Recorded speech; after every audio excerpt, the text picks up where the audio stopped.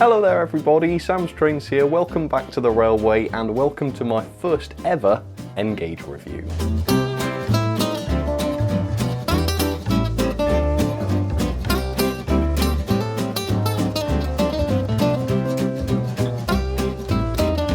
For a good number of years now, people have been asking me to cover some N-Gauge models.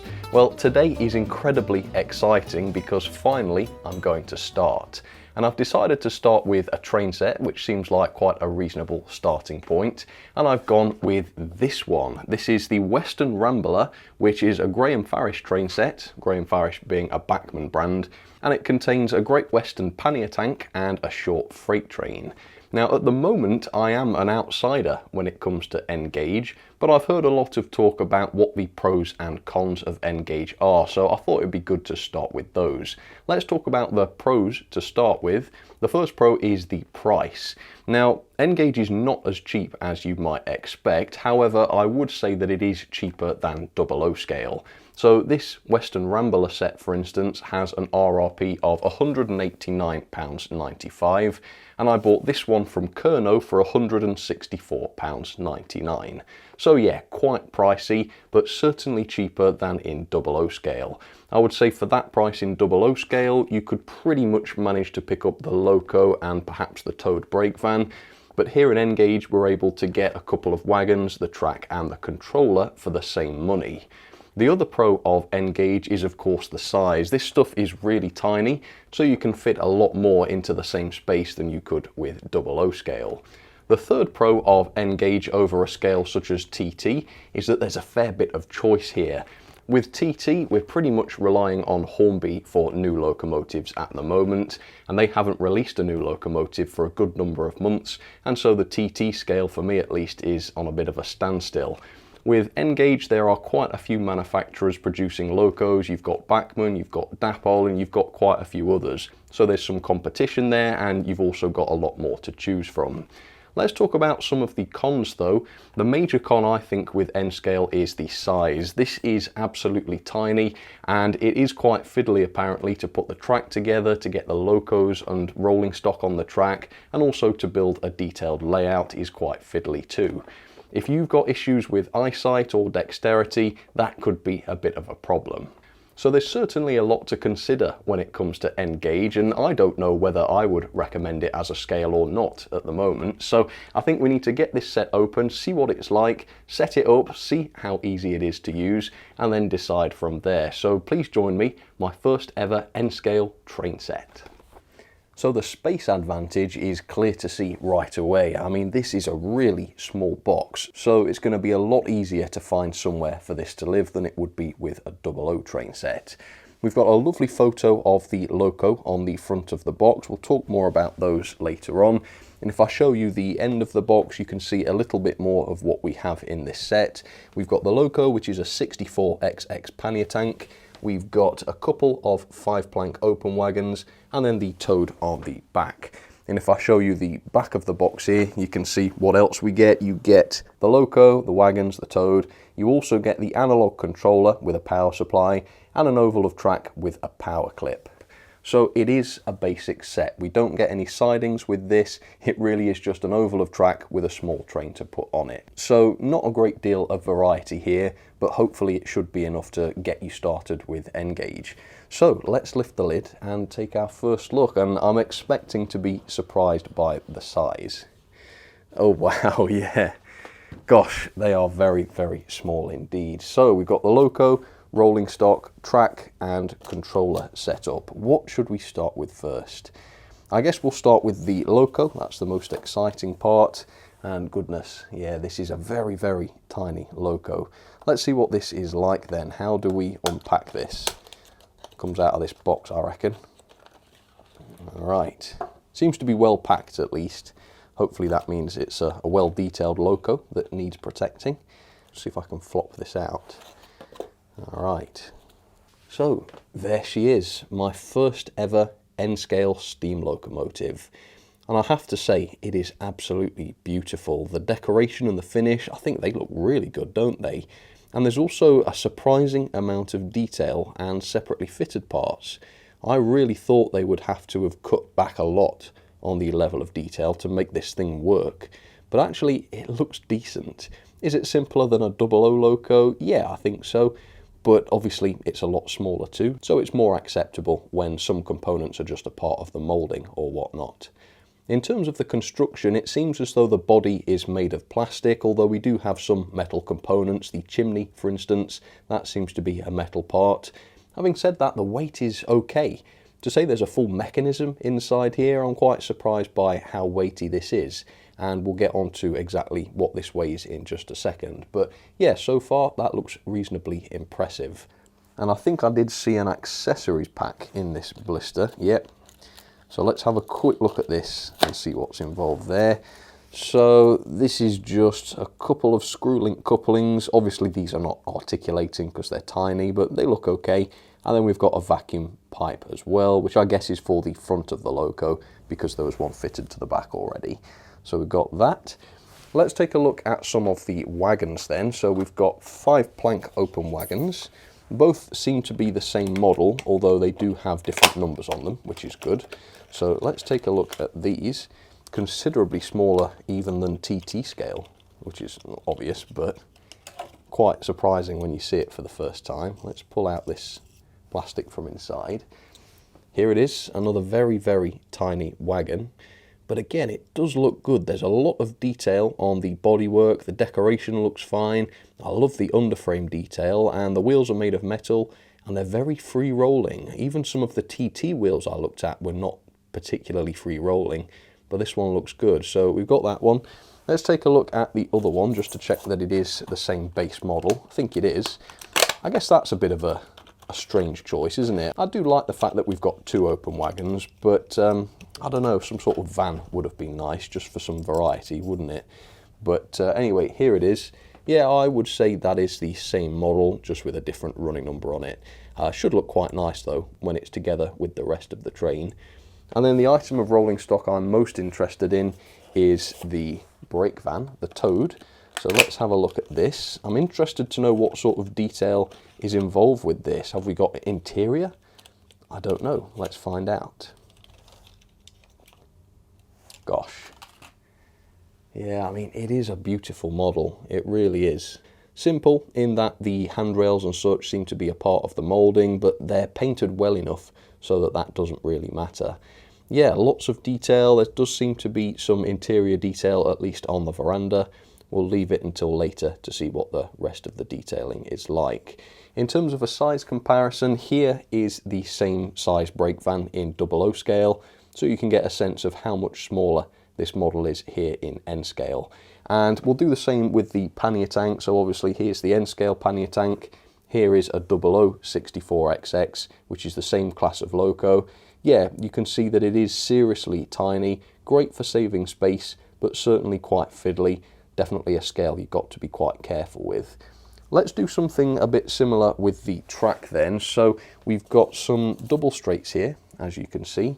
So these will make a slightly elongated oval of track. And here is a 00 scale double straight, just to give you some idea of the size of this stuff. And for comparison, here is a TT straight. Again, you can see where that fits in on the grand scheme of things. So there we go, those are the straights. Let's have a quick look at the curves. No listing that I could find actually specifies what radius curves these are. Looking at the measurements of the track, my best guess is that these are second radius curves, but if you know better, please do let me know. Alright, so that should just leave the controller. As far as I know, N-Gauge uses the same voltage, at least over here in the UK it does, as other scales, so it's a 12 volt system, so this will be just a standard Bachmann controller, and it does seem to be. And then we've got the power supply and also a cable that goes up to the track, and we'll look at that in more detail later on when it comes to setting this up.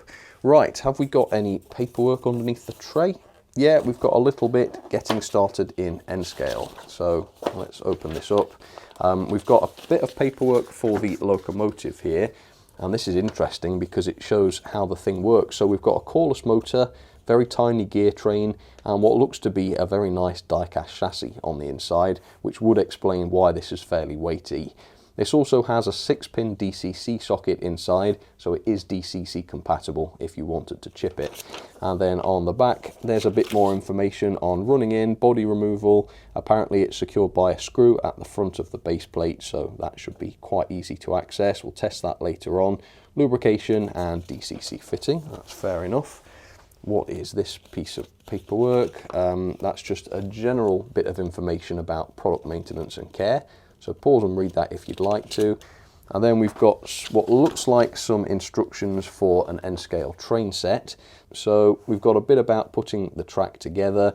It looks to be the same sort of idea as with other scales. So if you're used to 00 or TT track, shouldn't be too different, I imagine. Connecting the power, so that's how we connect that power lead up to the track. That seems fine. Operation, yeah, that seems fairly standard. Fault finding checklist, that's always very useful for beginners. Short circuiting, etc, etc. Yeah, that really does seem to cover all of the bases. And then this is quite nice as well, getting started in N-scale.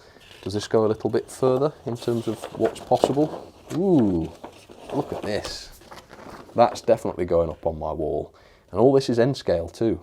Yeah, so it shows what is possible. You can certainly make a beautiful layout with N-scale, and anyone that's been to a model railway exhibition will have seen that firsthand. There are some wonderful N-scale layouts out there. And yeah, the different sorts of track, there you go. I think this is what we've got, second radius. All right, so let's move on. I guess now then we'll have a little bit of background on the 64XX pannier in real life, and then we'll take a close look at all of the detail. The 6400 class was introduced to the Great Western to the design of Charles Collett in 1932. 40 examples were constructed in that year, and the design was closely related to the 1930 5400 class, which itself dated back to the 1800s. These had slightly smaller wheels though, which gave the engines that little extra torque on gradients as found in the valleys of South Wales where the class was allocated.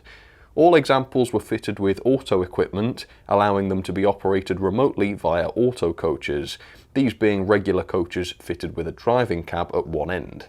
Withdrawal finally took place between 1958 and 1965 as the panniers were slowly replaced by diesel multiple units, and today only 3 of them remain under preservation. So here it is, up close and personal for you, the closest and most personal I think we've ever been to a locomotive because of how tiny this thing is. And I have to say I'm very pleasantly surprised by this thing. It really wasn't what I expected at all. First of all, it's fairly easy to put this on and off the track. I was expecting quite a bit of faffing around, but it's really not that bad. Now, obviously, it's a simple tank engine. If I had a larger loco with a bogie or maybe a coach with 2 bogies, yeah, I'm sure it could be quite fiddly. But for a simple model like this, it was perfectly easy to put onto the track.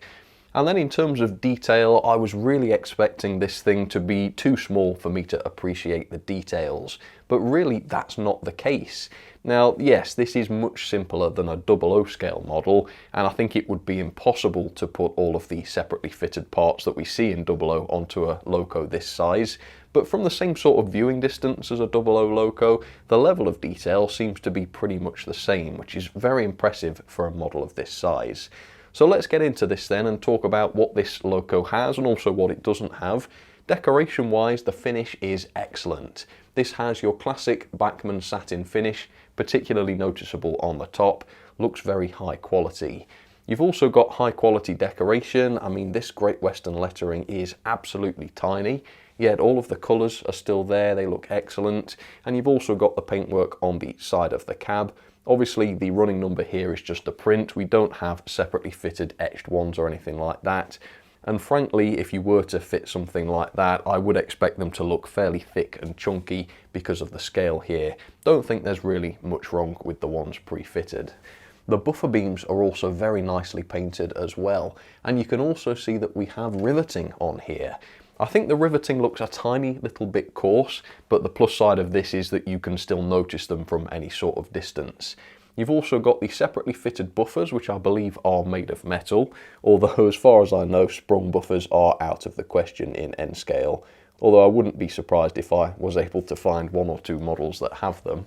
In terms of the detail, this is simpler than a 00 locomotive. For instance, the pipework tends to be a part of the moulding. The pipes underneath the tanks here, these are just moulded onto a flat plastic piece, which does the job, I think. Same with the pipework up on top of the tanks. But the tanks themselves do have a number of separately fitted parts on them. I mean, the chimney here, that is a separate metal piece, and weirdly the dome is metal as well. I don't know whether that's so that they can have a more metal finish on this when it's in a different livery, but I guess that will contribute to the weight if nothing else. And then you've got these little filler caps here, which I believe are separately fitted parts, and the whistles at the back here look marvellous.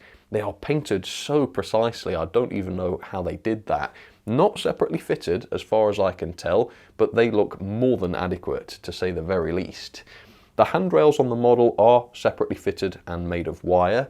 That's quite impressive. I was kind of expecting things like this to be part of the moulding, but they're not. On the side of the cab, also separately fitted, and this grab rail above the cab on the roof, that is also a separate part. Most impressive. The smoke box door is a little bit simpler because the dart here is just moulded on. Again though, to try and separately fit something like that and have it look decent would be pretty impossible, I should think. The bottom of the boiler is modelled as well, which is just fantastic at this scale, and there is even valve gear between the frames. Just look at that, such a tiny part, almost unnoticeable, but it is there. What a wonderful job they've done on this. In terms of the wheels, these are a little bit chunkier than they would be in larger scales, and that's because there's a limit to how small you can make a part before it loses its structural integrity. And the same is true of the crank pins. Obviously they are quite large, in fact they don't look too far away from the size of 00 scale ones. But personally I would rather that these were robust and will last a while, rather than being absolutely realistic and super fragile. I must say though, the cab detail is a little bit disappointing. The cab itself is taken up by what looks like the DC-C socket, so there's no realistic cab space, and there's an absolute minimum of interior cab detail as well. Now that's absolutely fine, you know, that may well be quite normal for N-Scale. Obviously this is the first N-Scale review I've done, so I've got to tune into this sort of thing over time. But on first glance, this is something that is done better in 00 scale or even TT scale. Around the back of the cab we've got glazing, which has the bars moulded into it. The coal load is separately fitted and looks absolutely fine, nothing wrong with that. And a lot of the detail around the coal bunker is just a part of the moulding, but it all looks absolutely fine. Don't forget how tiny all this stuff is. One thing that is quite large and distracting are the couplings, and I think if you compare this with a 00 scale loco, these couplings do look a lot larger and less subtle.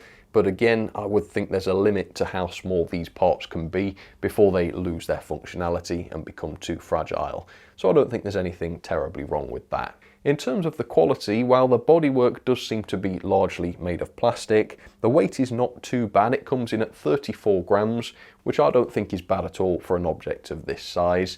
And obviously it will be able to haul the wagons that it came with in the set, plus quite a bit more I should expect.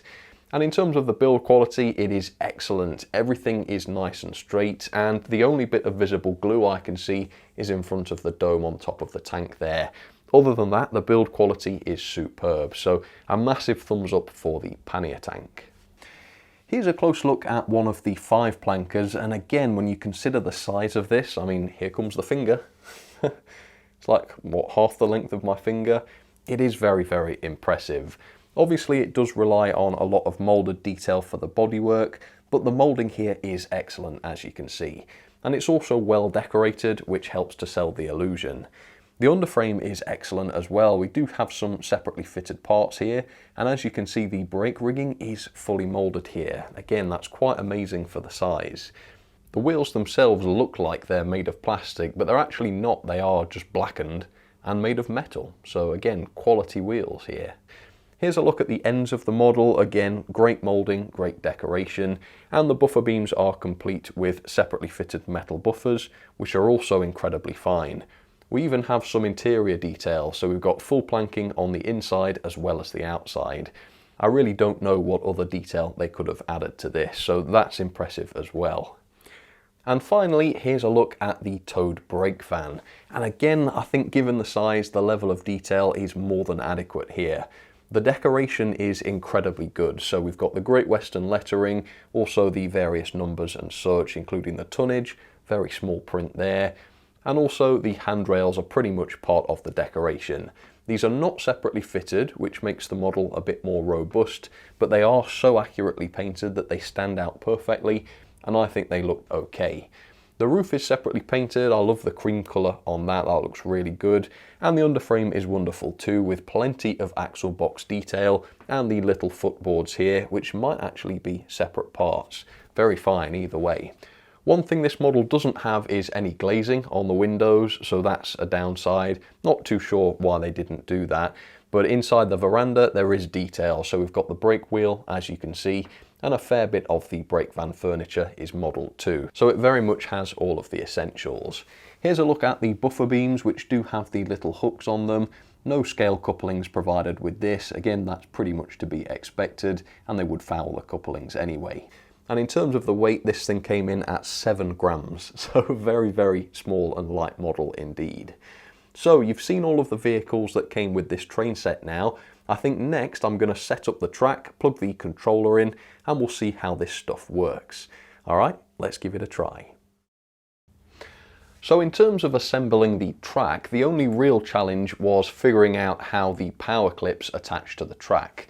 And that's because the instructions didn't really go into detail on how you do this. But with a bit of trial and error, it's not too bad, and although they do look a little bit messy once fitted, they're not as conspicuous and distracting as Hornby's TT ones, so that's pretty good. Assembling the rest of the track works exactly the same as it does in other scales, so it's just a case of making sure the fish plates engage properly and that the pieces of track are pushed together all the way. Once fully assembled, the track measures in at 54 centimeters wide and 72 centimeters long. So it really is a compact set, smaller even than the TT set that I bought from Hornby. So here is the pannier tank down onto the track, and I have already filmed the initial performance test with this, and I'll show you how that went in just a second. After that though, I did the terrifying job, which was disassembling this Loco to take a look at the mechanism. So let's go into this now. So the Loco's driving wheels are made of metal, and there are no traction tyres here. I know some N-scale Locos do have rubber tyres, this one doesn't, which is good. There's also no visible pickups though, so to find out how this locomotive gets its power, I decided to take this thing apart. Now to remove the body, you just remove the one screw at the front. To remove the base though, all 3 screws have to come out. And this revealed quite a surprise. We've got bearings, proper turned metal bearings on all of the driving axles. Works quite a bit different though from 00 scale Locos, because the main axle, as you can see, is a thin 1mm shaft. The bearings though actually support a 2 to 3mm sleeve, which is where the picking up is done. More on this in just a second.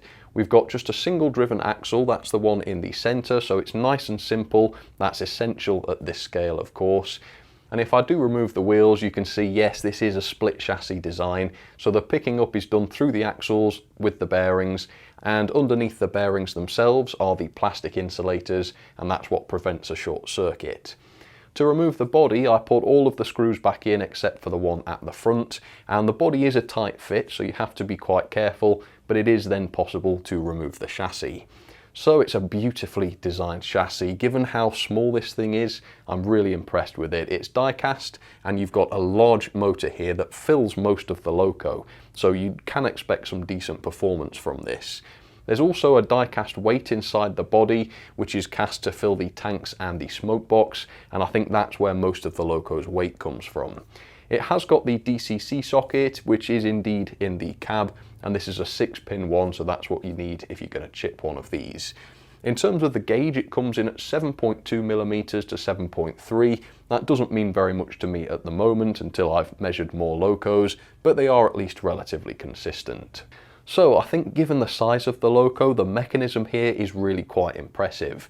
I'm certainly not a fan of split chassis locomotives in 00 scale, but here it's so much smaller, I'm at least open to the idea that split chassis might be the best option here. But again, I want to test more Locos before I sort of make my mind up on that. Are most N-gauge locos split chassis, or do you have models that have traditional wiper pickups? I'd like to test a few of both ideally. Anyway, with that, let's go back in time and let me show you how the first performance test went. Alright, moment of truth then. Now, obviously I've seen quite a few N-scale locos operating, but I've honestly never operated one myself. I've never tried somebody else's, nothing like that. This will be my first ever time controlling an N-scale loco. So, pannier tank, does it work at all? I'm on the Bachmann controller. Let's give it some juice and see. Here we go. I'm turning up. Oop, oop, oop, yeah, it's going. It's not been running yet, I should say. This is literally its first run. And yeah, it does seem to be struggling a little bit, but the instructions did say that this needs to be running, and actually the instructions say it needs an hour in each direction. That seems like quite a lot, but it'll certainly get plenty of running in. And I would say already it does seem to be getting a little bit smoother. Shall I run past at 50% speed just to give you some idea of how quickly this runs? I think usually I will review models in N-scale on my Gauge Master controller, but since this set came with one, I'm going to use this one today. Right, 50%. Yeah, that's not too bad, is it? You know, the gearing there seems to be pretty smart. And in reverse, yeah, that's not bad at all. It's running beautifully. It really is. Very quiet. And it does seem smooth. Is it capable of a crawl though? Shall we see? Let's try again. Got to get down close and see. Ooh. Yeah, I would have said so. It's struggling a little bit, but I'm sure it will get better. Yeah, just getting a few stoppages at the moment. I think maybe the pickups need to be worn in a bit. And there we go, it has cut out now. There we go. Hand of God slaps it back into action there. Okay, so yeah, it seems pretty clear. It's going to be a decent runner, I would guess, but it does need some running in. So let's do that. I also noticed then a bit of a flywheel effect. Does this have a flywheel? Let me cut it off in front of you. Ready? It's quite a nice smooth stop. Okay, here it goes then. Well, there you have it then, folks. A perfectly smooth runner, isn't it? Beautiful. Very sensibly geared, it must be said. It doesn't seem to run too fast, which again is kind of what I was expecting this to do. But it didn't, no. Nice and smooth, quiet, and I think once the pickups wear in, once it's been running properly, I think it will be much more reliable at the slow speeds, but we'll have to find out. So, I'll keep running this in, and then we'll come back, we'll test some of the wagons, and we'll retest that crawl and see how it is after running in. So don't go anywhere, I'll be right back. Alright folks, I am back, and the performance is very decent, I have to say. It might not have been great at a crawl, and whether that's changed or not, I don't know, but at the higher speeds it's very, very reliable. It never did stop, and it remains smooth at all times. I've also noticed that there's some brilliant torque here. If I just carefully stop the loco, turn it up, you can see there's absolutely no shortage of power in this thing. So it's pretty decent from that perspective as well. The big question though is this loco a better crawler now? I don't think it was bad at crawling necessarily before, but it was having trouble sort of maintaining continuity with the track. So is it any better with that now? Let's see. I'm going to ease it up. It is very slow, isn't it? Wonderfully slow. But yeah, it does seem to keep stopping, doesn't it? I don't think it's stalling. I do think that is just a sort of power issue. But it's certainly better. Ooh. Yeah, it saves itself. But yeah, unfortunately not dreadfully smooth at the slow speeds. But again, I think when you think about how tiny this loco is, the way it performs is wonderful. It is beautiful. Look at that. Look how smooth it is at these speeds. I mean, anything above a crawl now is perfect. Look at that. I am genuinely quite surprised by just how good this thing runs. It's silent as well. There's absolutely no noise. So I'm pleased with that. Very, very good. Right, so the wagons are now behind the loco. I've set those up. Unfortunately, they are on a curve, and obviously couplings usually don't work that well on curves. But the thing is, the straights provided with this set are so short that you've really got no choice but to do some coupling on the curves. So I don't know if it's going to work that well. I might have to try and couple on the straights, but let's try it on the curves to start with and see how we get on. So here we go, reverse.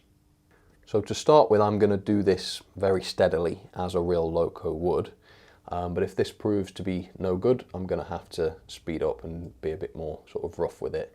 So they've all connected now. Have they coupled? Ooh, the Loco nearly did. It started to pull the wagon, didn't it? But alas not. Have any of the others gone? Yeah, the two wagons did. So yeah, that's not too bad. Shall we try the same sort of test on a straight? Yeah, let's do that. Okay, so as you can see, the straights provided here are just a little bit too short to fit everything on so that you can couple in a straight line.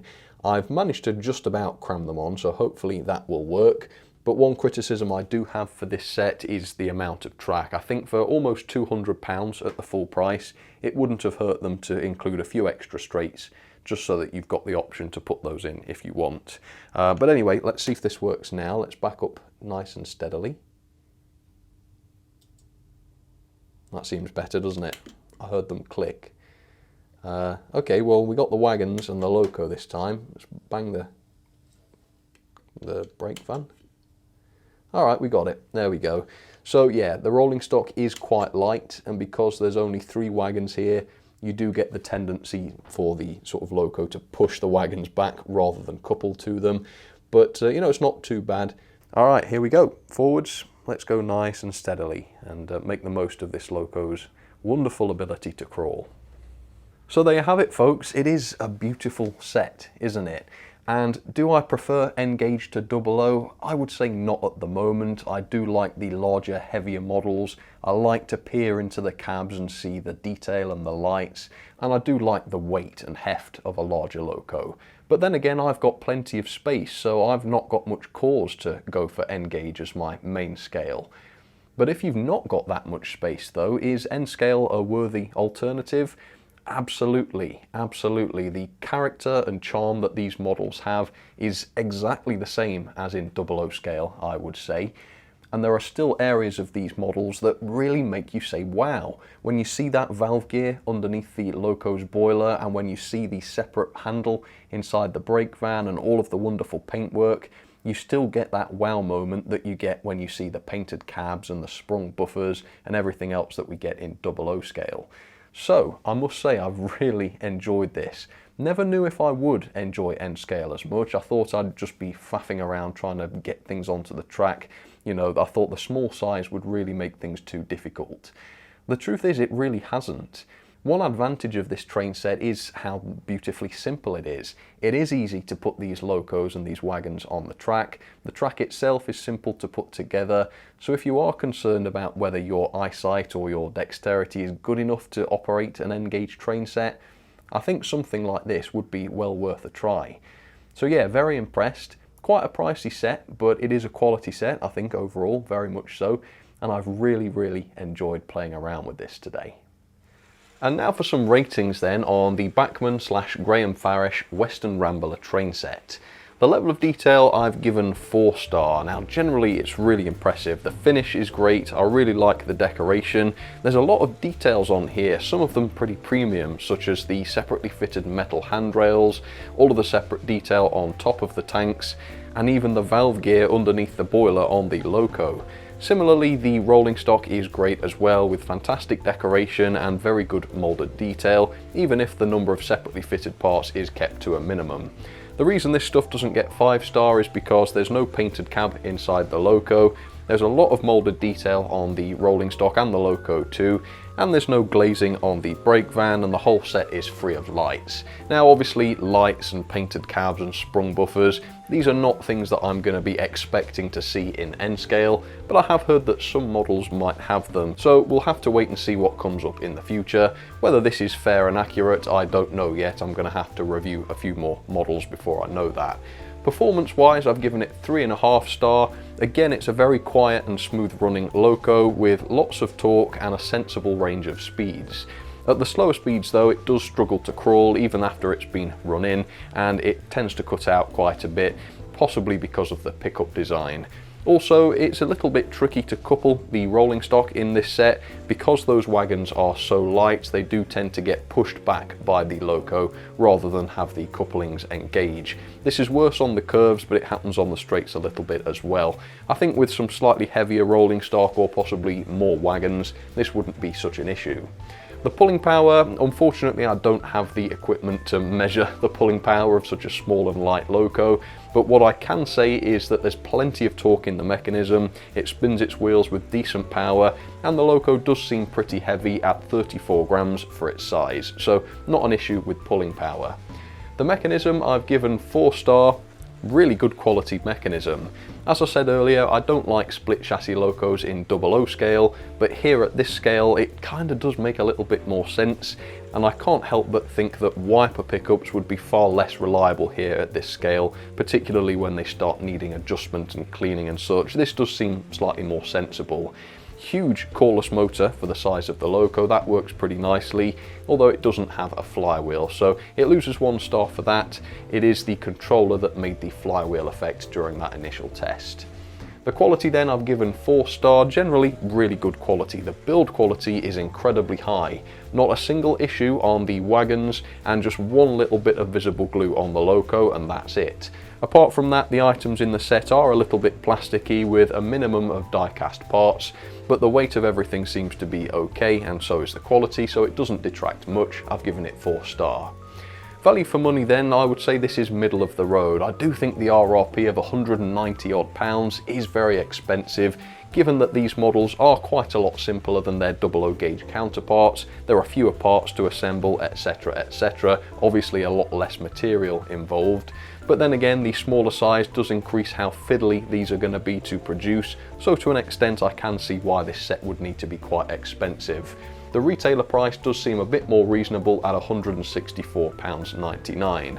Having said that, this is a basic set with a lack of variety. A set of points, a siding, an extra couple of wagons perhaps, and maybe a little bit of scenery just to bring it alive a bit would have really improved the value, I think. But as it is, I've given it a middle of the road 3-star.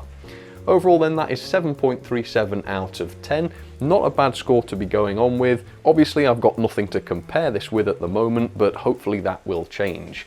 My grades are based on the score of other models, and I haven't reviewed anything else in N scale yet, so I can't generate a grade, but as soon as I've got a handful of models reviewed, I will be able to start doing that. Overall though, the set has a lot of charm. I love the way all this stuff looks. And if you are limited on space and you don't perhaps want to pay the extra money for 00 scale, this makes a very charming and yet still practical set which fits into a very small space indeed. I'm a massive fan of this. So let me know what you think. If you are an N-scale modeler, hello and welcome. How does this compare with other models available in this scale, and what else do you recommend that I look at? I am very much going to be taking requests. For now though, thank you so much for watching, and I will see you again very, very soon with another review. Alright folks, you take care.